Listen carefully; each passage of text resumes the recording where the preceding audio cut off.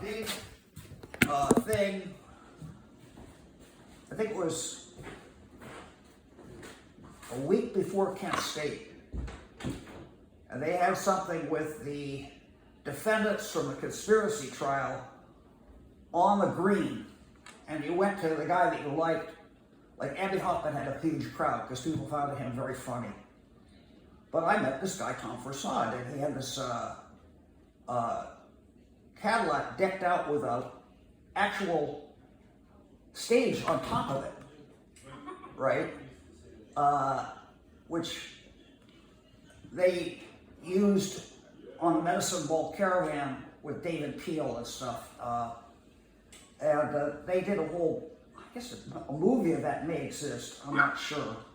But the point is, he had, you know, I created an impression in 1967 that didn't go away, even though I was gone for a few years, because I got busted for acid, and then I got busted on a fake pot charge. Let me tell you what, they actually go out of their way to frame you, and you know you're being framed. It has a very sobering effect. So I just went elsewhere, and eventually the whole thing pretty much went away, but I would have been in real trouble in 1968. And Abby, when I got out, invited me to join the Chicago effort that they basically started at his apartment while I was in jail, right? Because I had been busted for this pot thing I didn't do.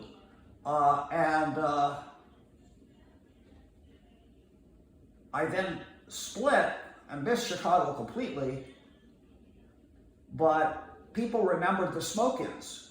Because see, we actually did smoke-ins until pretty late in the summer, every week in Tompkins Park. We did the first one at the first concert of the Grateful Dead, which we did as a peace offering. Some of the particular groups had been, well, it wasn't exactly a riot, but there was some pushing and shoving. And the pot really worked in terms of bringing peace. So we then were recruited.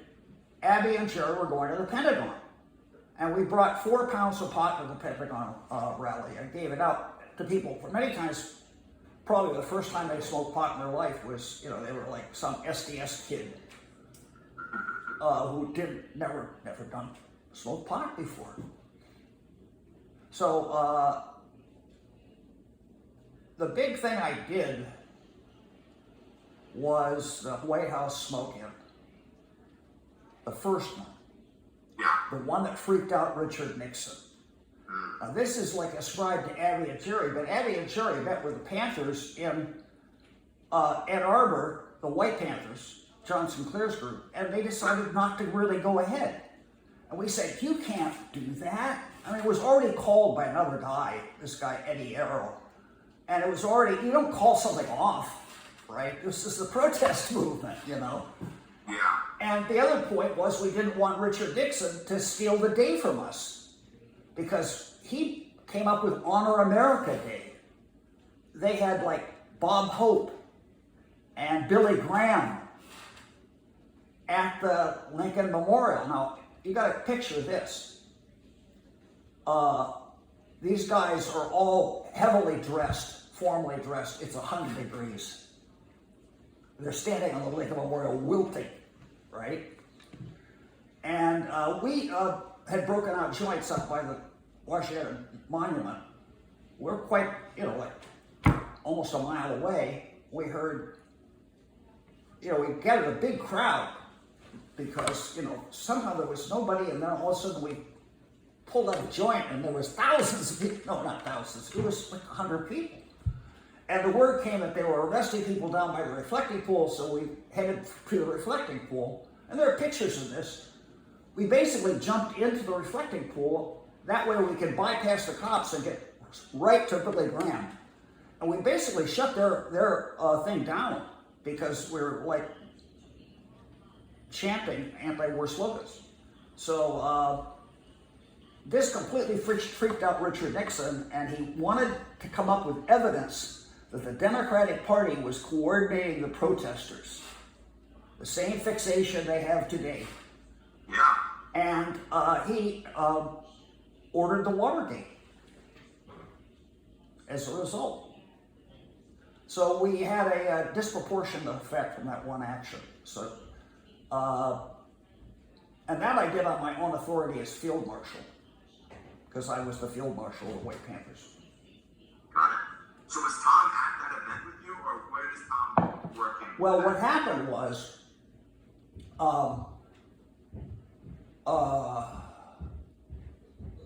he was at the next year.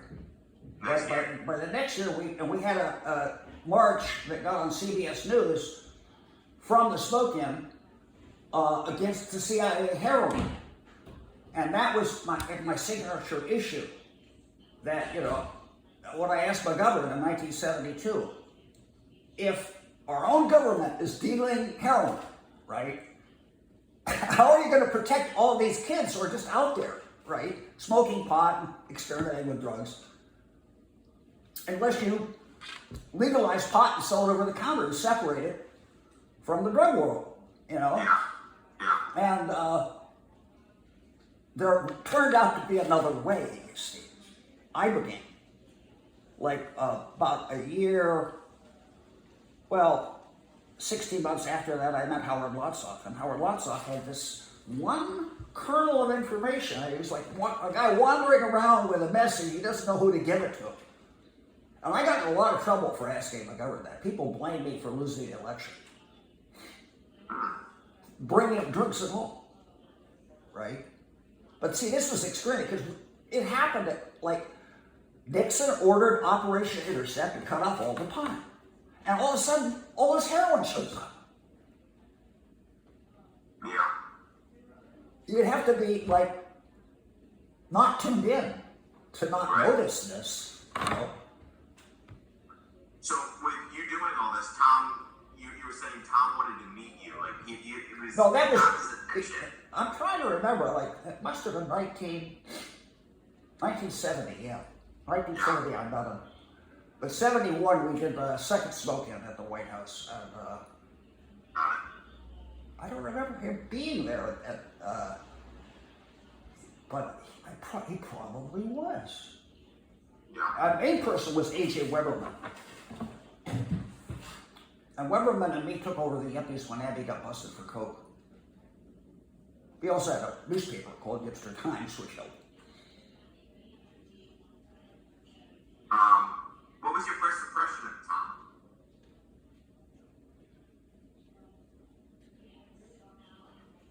That he was a substantial force. He was like somebody who came with his own scene, and that, you know, he'd get stuff done. It was a terrible thing that I was busted, because I probably would have been able to broker peace between him and Abby, but they never, like, made up, as far as I know. And a lot of Abby's people wanted to be part of High Times, however.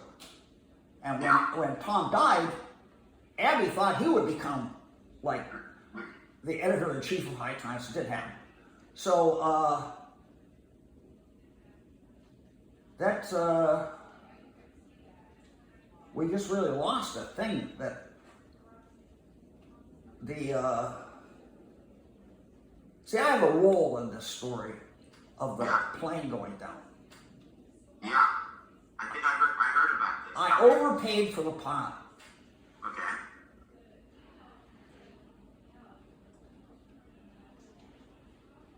And they had 200 pounds of extra pot on the plane. Yeah. The thing was that Captain Crunch had come to see us. Tom didn't take Captain Crunch seriously. But this is an emissary from Steve Jobs. Steve Jobs was looking for LSD. And we had it, but Captain Crunch was drug-free. John Draper? See, there was this whole overlap. You ever hear of Yippie? No. Well, Aaron Kay went to those meetings. I didn't go to them.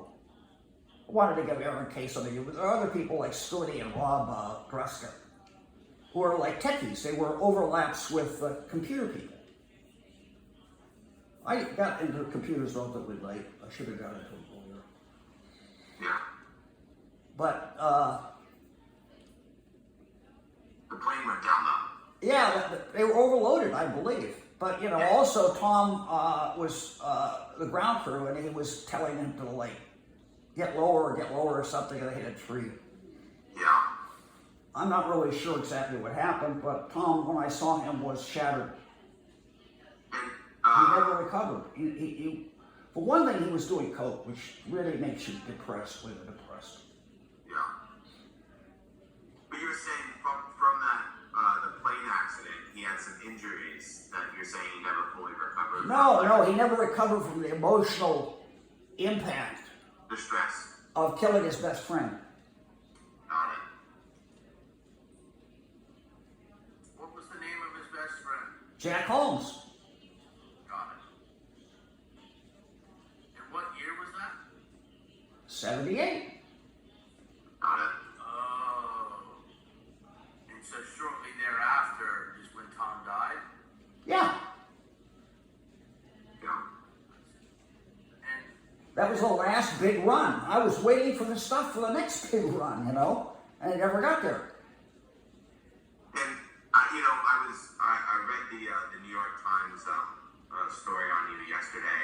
I mean, tell me about what you guys were doing with the weed in terms of, I mean, you were selling it, but it seems like, you know, for a long time you've been using the money for different ways to kind of fund different philanthropic and issues that are important. Well, yeah, I mean, basically, it's kind of fundamental. We're trying to, you know, like, weed is really healthy compared to alcohol and tobacco. It should actually replace alcohol and tobacco, and the whole legal system should be rejiggered to accomplish that. Yeah. But what were you guys doing? You were selling it, and what was some of the money going towards at that time? Well, see, this is the other thing that people don't understand. We were all veterans of the psychedelic movement.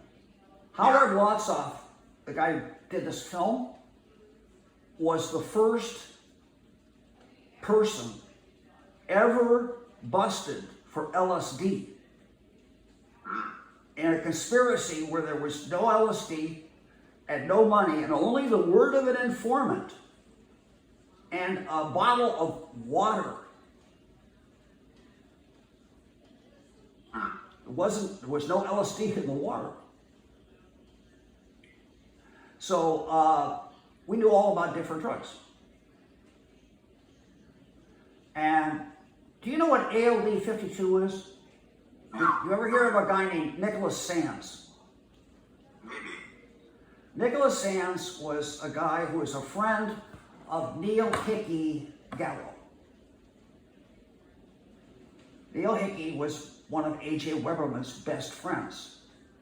His mother, oddly enough, was Joey Gallo's sister. Just one of those weird overlaps. But obviously, Sands was Jewish.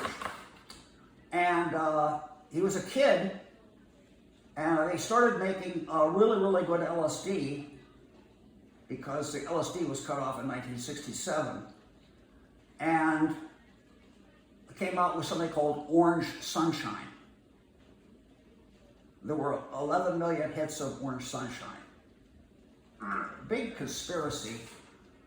Some guys I know eventually got caught in it much later, but they were busted at the time.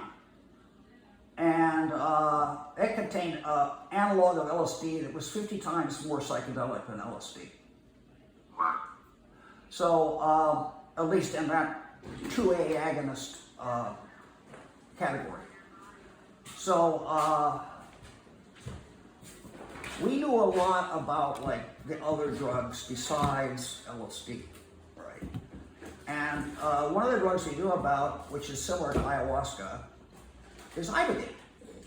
And I got into a conversation with Howard Lotsoff, and I asked him, what was the most far out drug you ever did? And he said it was ibogaine. because it got him. I said it has to be ALB-52 because I just took it. It's nope, it's Ibogaine. I took Ibogaine and they got me off of heroin overnight. Wow. So all of a sudden, like, remember the cartoon where the light bulb goes off? Yeah. Yeah. And I didn't do anything. I was standing next to Jimmy Carter's drugstore with Christy Hefner, and they were snorting coke. And I wasn't snorting coke. I'm a pot guy. Well, I snorted coke sometimes, but I was never really that much into it. Anyway, the point is, I could have told him. I didn't tell him because I wasn't really sure it was a glitch.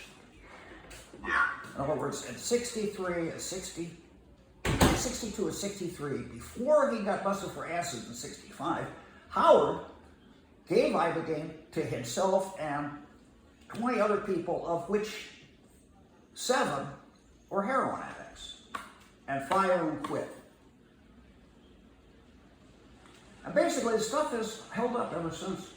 We just took about we spent the entire 80s, and this is what I did with the money. This is answers the question. What did you do with the money? I paid to develop Ibogaine.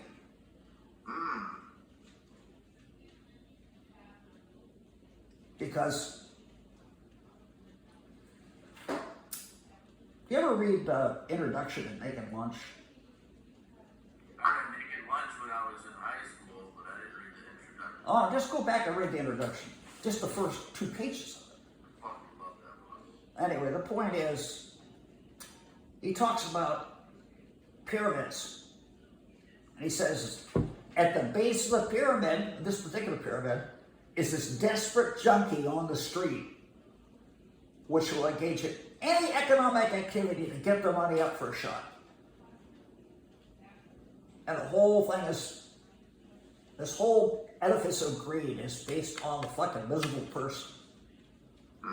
What if you could give that person something that would liberate them?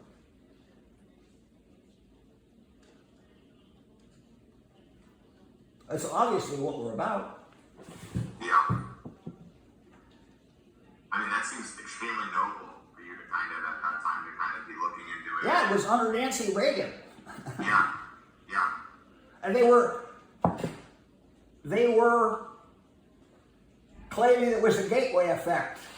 Yeah, like the one where Nixon flooded the streets with heroin. You mean that one? Yeah. Tell me about the Fillmore East, the Underground Press Syndicate. You know, I know that you were Well, sharing. the Fillmore East, we took over the place where they'd done the light shows. Yeah. Pablo's Lights. That was 9 Bleeper. They get a guy in there named Kenny, Coke star, let me see, Coke connection to the rock stars, right? And basically the whole place collapsed. They couldn't pay the rent. So we got it. Yeah. But people actually accumulate money during the time. And what was the environment like around the Underground Press Syndicate and those office and that time with Tom? Well, he had a whole far-flung network, and he did a deal with Bell and Howell to get everybody into some kind of archive, if you were part of the UPS. Yeah.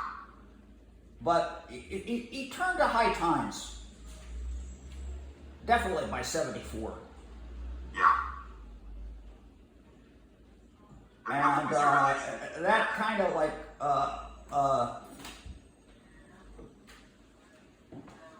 UPS became kind of a sub plot or something.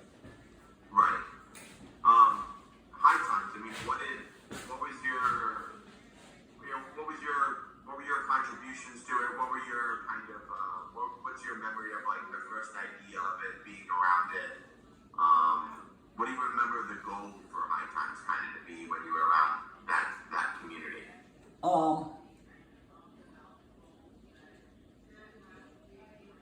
Well, the first thing was the very first cover had a mushroom, a lady with a mushroom.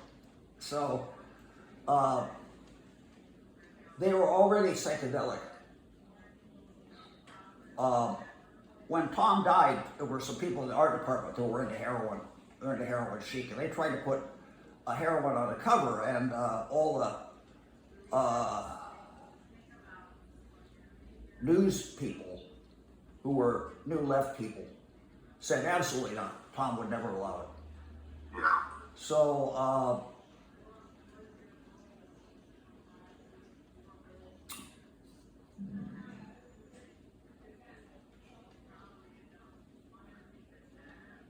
repeat the question again. Yeah, I mean, your relation to High Times at that time, I mean, how involved were you with it and some of their goals? And I'm just trying to think, like, from the press syndicate. Well, I knew a lot of the people. I didn't really actively write for the magazine because we were doing Hipster Times. And I often like to say that we were the farm team. Because all these people would work for us for a couple months and then get a job working for Tom. That happened to me. It happened to him. That happened to me. I got hired out of Yippie to go to John Holmstrom's version of High Times in '98. Was it '97? Yeah. When I got to town. He was the computer guy. Yeah. Oh, buddy. He found out that the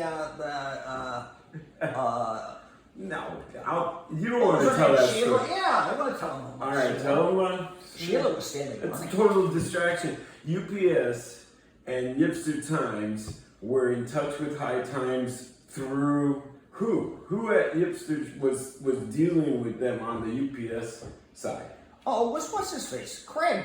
Craig got a job later, much later. He got a job running UPS. There you go. Harry and Craig from Madison. They worked for Yipster Times for a while. And there was other people in that scene. I can tell you about Ace, the other UPS magazines, right? Do you remember any of those? You guys are doing research, right? I'm the computer guy from Yeah, well, they're really trying High to, Times they're from trying to find out about '98 the 70s, till they okay? left the business. You're more focused on the 70s, right? Yeah, the 70s is our main focus, yeah. Yeah, see, the thing is that the whole Ibogaine thing kind of gestated. And the part that really, triggered the Ibogaine to actually be taken up as a project by the Yippies, a rock against racism, was in the 70s, but it was after Tom died. I think it was maybe the next year.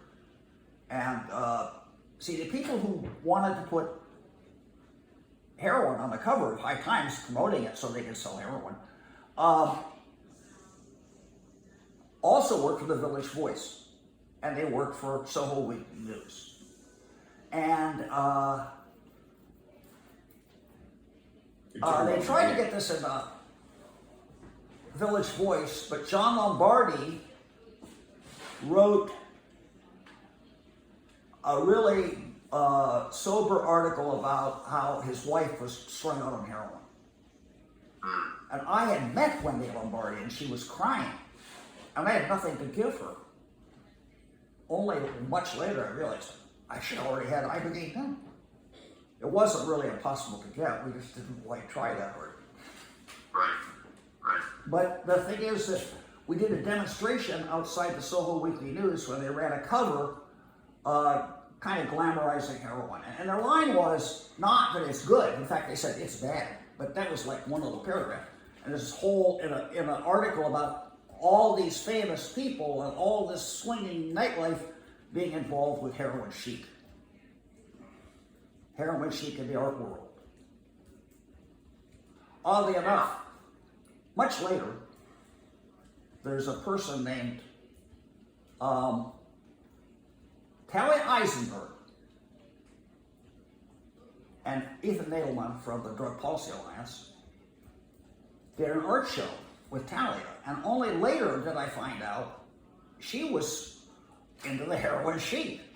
I tried to help her, but I couldn't get through. But somebody else, because it's propagated through everybody knows about it inside at least drug legalization circles. She got Ibogaine, and today she has a Forbes class ibogaine clinic called Beyond in Tulum. Of course, these guys are giving me no money, even though I now have Howard Lutzau's company, and I'm manufacturing ibogaine in Ghana. But I'm like Rodney Dangerfield. I don't get no respect.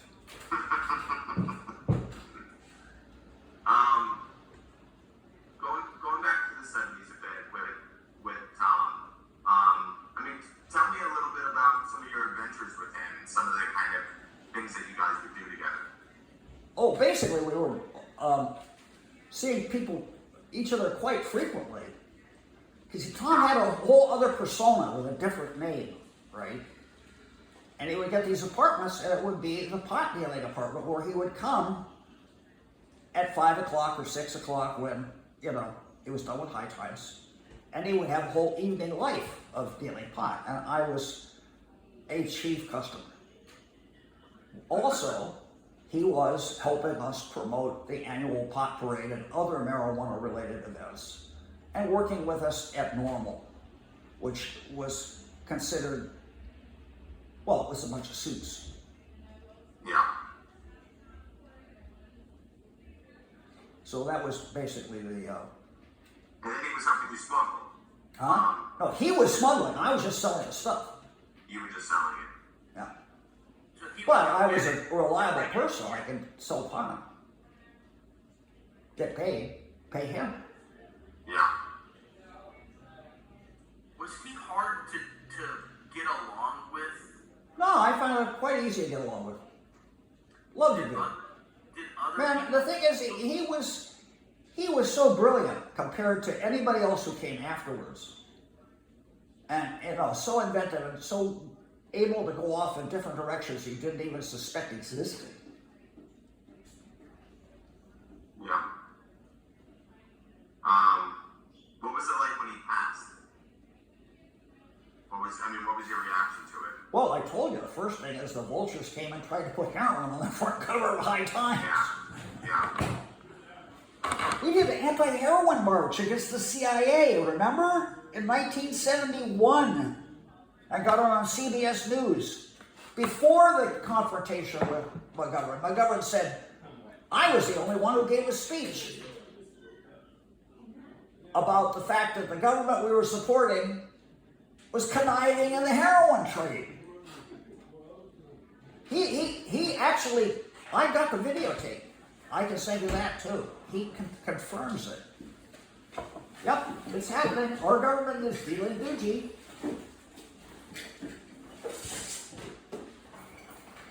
On a personal note, I guess, outside of the vultures kind of coming in, what was your emotional reaction to kind of hearing that he passed? Well, I went to the thing afterwards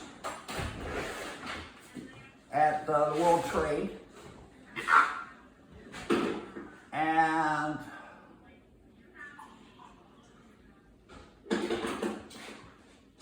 there was a whole complicated thing.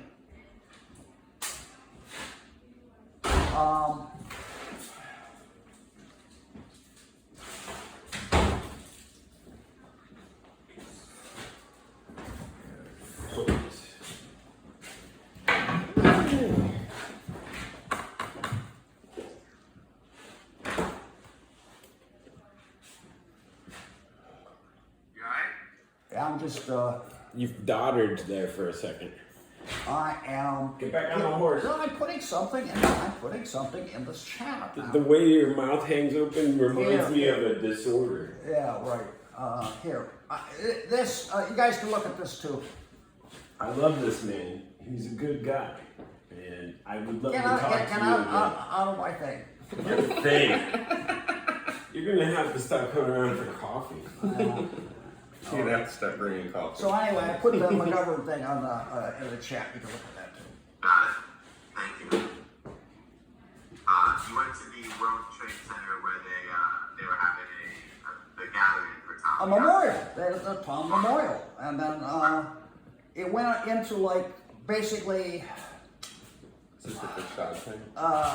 It's a Forçade Michael thing. Kennedy gradually took over the magazine. Yep. And what he did was he brought in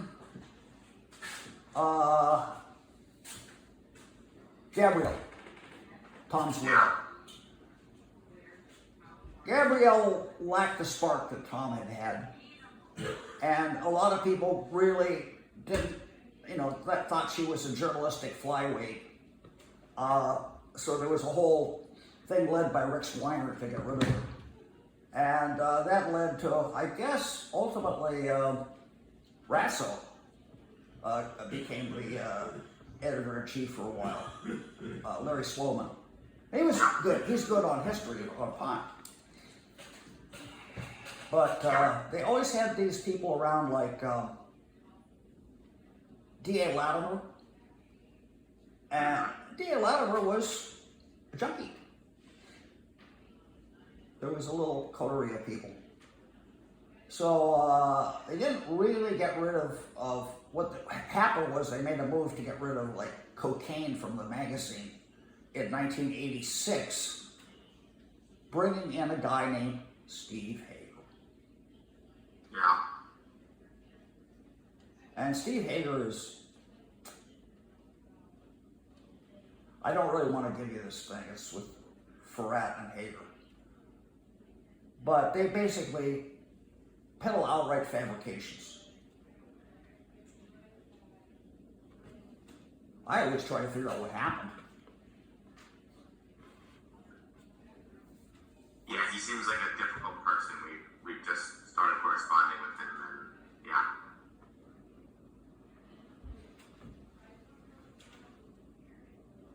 So I have a little thing I'd like to broach with you guys. Please.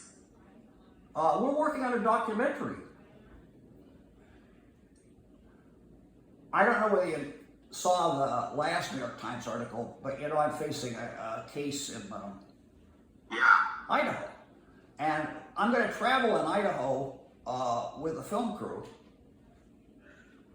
And starting about October 10th, October 10th until the election day, because they have a referendum to take away your right to vote to legalize pot. Like, the majority of voters are going to vote to surrender their vote, is the theory. And I want to bring up the fact this will also keep veterans in Idaho from getting Ibogaine for their traumatic brain injury.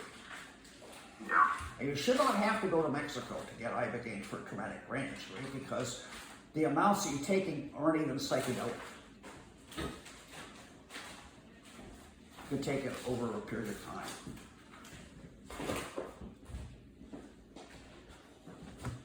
I'm taking root bark now because I have kind of onset symptoms of Parkinson's. Yeah. And as long as I take it, I'll be fine. But I will deteriorate if I'm in jail too long. So I don't want to do that because some of that stuff you never get back. Like you get tremor and you can't untremor, right? Some stuff you can do, but Where is your case at currently? Like, what's the status of it? Oh, we're trying to get a. Why are you feeling it rain? Yeah. We're trying to get a lesser charge. I got a new attorney who's potentially actually would do it. We desperately need to do I didn't have the stinky, leverage to get the public stinky defender. travel laundry. Is that somebody's, Go on. I'm on the zone. Soap in there. sorry. Oh. The He's washer and dryer live. is both full. In person. Do you mind if I switch it real quick? A bunch of people have like come up the road now they're all gotta go downstairs. Is there a trial or a hearing? Well, the trial date is December 3rd. So that, in other words, I'm doing a live meeting, which nobody has live meetings, but we're gonna actually have a live meeting with Senator Natalia Fernandez. And maybe somebody from City Council, this woman, Linda Liu, at Fernandez's office with a couple people, Andrew Tatarsky and a guy named Zach, who want to start an Ibogaine clinic in New York. And we could do that by law. We don't have to wait for the FDA. They showed out west that you can just legalize Ibogaine and open up a clinic. And as long as you pass the law at the state level,